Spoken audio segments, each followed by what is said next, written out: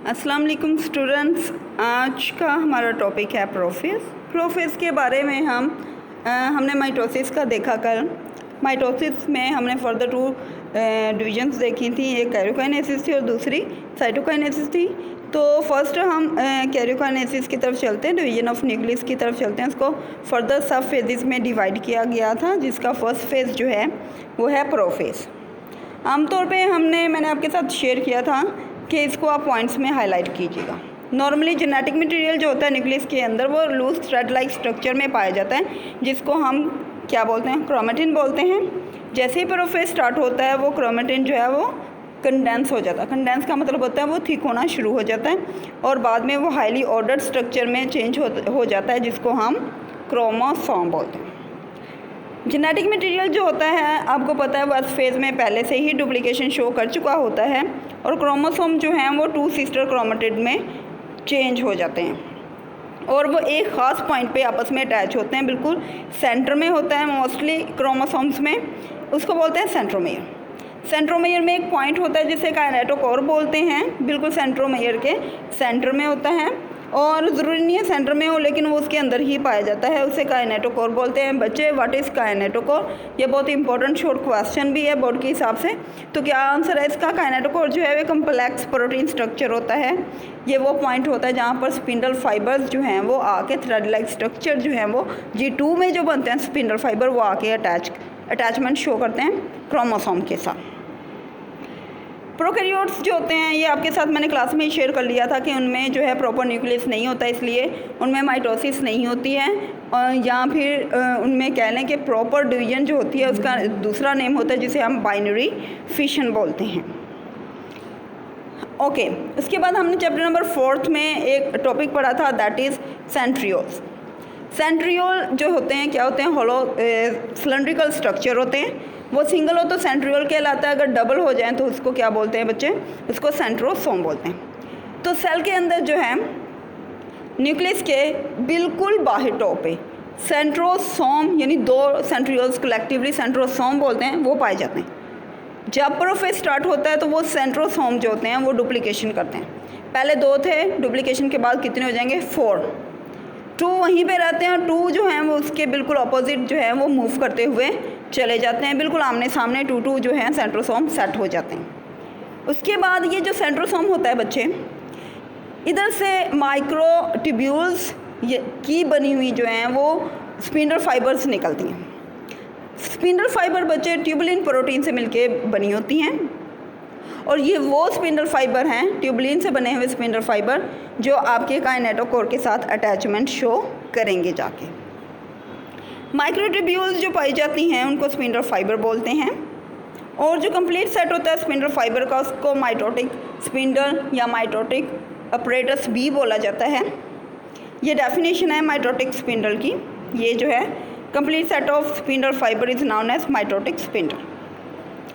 उसके बाद क्या होता है, जैसे जैसे वक्त गुजरता जा रहा है, प्रोफेस जैसे जैसे सेट हो गया है, न्यूक्लियोलस जो कि बिल्कुल न्यूक्लियस के सेंटर में होता है और न्यूक्लियर इन्वॉल्व जो कि मेम्ब्रेन होती है उसकी न्यूक्लियस की, वो डिसअपीयर हो जाती है, डिग्रेडेड हो जाती है और स्पिंडल फाइबर जो हैं वो सेंटर में, सेंट्रियोल दोनों साइड के बनना शुरू हो जाते हैं सेंटर की तरफ। ये तो एनिमल्स की बात हो रही है क्योंकि उनमें सेंट्रियोल या सेंट्रोसोम पाए जाते हैं।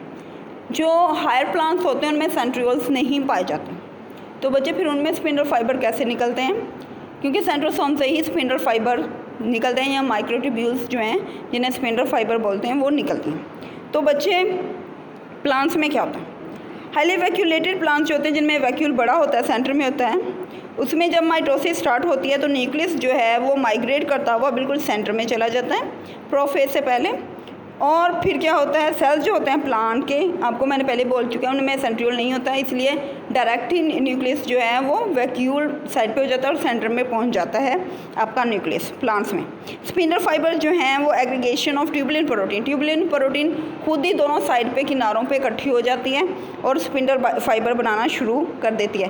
तो इसका क्या मतलब है कि उनमें सेंट्रोसोम या सेंट्रियोल नहीं होते हैं।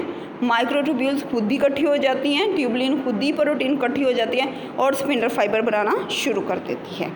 तो ये था हमारा प्रोसेस, जिसमें हाफ जो था वो हमने फिज़िकल जो है क्लास उसमें शेयर कर लिया था, और हाफ आपके साथ मैं आपके साथ जो है डायग्राम भी, इसके ये जो इवेंट्स हम डिस्कस करें डायग्राम में भी शेयर करती हूँ आपके साथ। आगे ज़रा देखिएगा मेटाफेज। जब स्पिंडल फाइबर जो होते हैं वो साइज़ में इंक्रीज़ करते जा रहे हैं, सेंटर की तरफ बढ़ते जा रहे हैं, और एक ख़ास लेंथ के बाद स्पिंडल फाइबर जो हैं वो 2 टाइप स्पिंडल फाइबर जो हैं वो उनकी फिजियोलॉजी की बेस पे, उनके फंक्शन की बेस पे जो हैं मेंशन किए गए हैं। वो स्पिंडल फाइबर जो काइनेटोकोर ऑफ क्रोमोसोम के साथ अटैचमेंट शो करते हैं बच्चे, उनको काइनेटोकोर स्पिंडल फाइबर बोला जाता है। और वो काइनेटोकोर के साथ, वो स्पिंडल फाइबर जो काइनेटोकोर के साथ अटैचमेंट शो ही नहीं करें, बल्कि वो दोनों साइड के आपस में आके मिल जाते हैं बच्चे, उनको नॉन काइनेटोकोर स्पिंडल फाइबर बोला जाता है।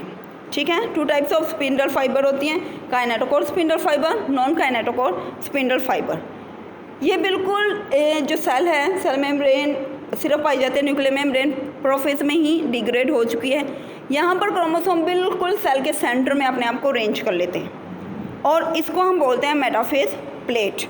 ज़रा डायग्राम में देखते हैं पूरा प्रोसेस प्रोफेज और मेटाफेज का। ये ज़रा देखिएगा, इंटरफेस हम डिटेल में पढ़ चुके हैं। प्रोफेज में क्रोमोसोम्स क्या हुए हैं, कंडेंस हुए हैं, न्यूक्लियर इनवॉल्व जो है वो डिग्रेड हो गया है। ये आपके दोनों साइड पे ये वाले आपका सेंट्रोसोम एक साइड पे और एक ये सेंट्रोसोम है। देखें तो उसमें से थ्रेड लाइक स्ट्रक्चर निकल रहे हैं, और ये थ्रेड लाइक स्ट्रक्चर जो हैं वो क्या है, स्पिंडल फाइबर हैं, और ये देखें लेंथ में बढ़ते जा रहे हैं। उसके बाद ये जो कलर्ड बॉडीज़ आपको नज़र आ रही हैं ये क्या हैं, क्रोमोसोम हैं, और न्यूक्लियर इनवॉल्व डिग्रेड होगी। उसके बाद ज़रा देखिएगा मेटाफेज। मेटाफेज में क्या होता है, ये हर क्रोमोसोम के कितने हैं, 2 क्रोमेटिड हैं। वो सेंट्रोसोम से, ये देखें सेंट्रोसोम से क्या हुआ है, स्पिंडल फाइबर लेंथ में बढ़ते जा रहे हैं, और ये स्पिंडल फाइबर आके अटैचमेंट कर रहे हैं बिल्कुल क्रोमोसोम्स के सेंटर में, यानी काइनेटोकोर में।